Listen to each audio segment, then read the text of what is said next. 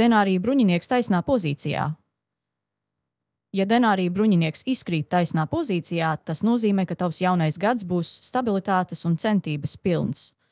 Šī kārta simbolizē rūpīgu plānošanu, praktisku pieeju un nelokāmu apņēmību. Lai gan tas nenozīmē pēkšņus un dramatiskus pavērsienus, rezultāti būs droši un ilgtspējīgi. Attiecību jomā šī kārta liecina par stabilu partnerību. Ja esi attiecībās, vari sagaidīt, ka jūs kopīgi veidosiet drošību un stabilitāti.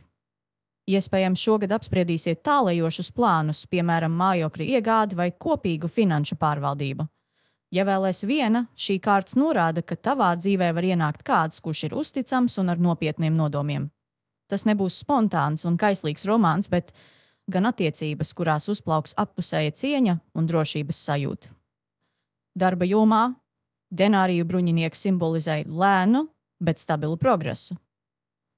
Šis ir gads, kad tavi centieni nesīs taustāmus rezultātus. Varbūt sāksi jaunu projektu vai paplašināsi savu kompetenci. Finansiāli šī kārta sola stabilitāti, bet brīdina neieslīgt pārgalvīgos tēriņos. Šogad prioritāte ir ilgtspējīgai plānošanai. Un te asprātība no denārija bruņinieka. Atceries, ka pat bruņinieks galamērķi sasniedz, tikai regulāri barojot zirgu.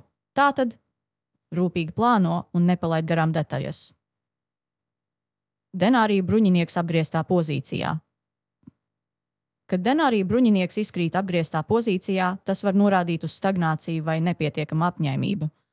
Šogad tu vari sajust, ka lietas nenotiek pietiekami ātri vai ka tavi plāni ir apstājušies. Tomēr šī kārta arī aicina paskatīties uz saviem centieniem un saprast, vai esi izvēlējusies pareizo virzienu. Attiecību jomā apgrieztais denārija bruņinieks var norādīt uz attiecībām, kuras stagnē vai kurās trūkst iniciatīvas.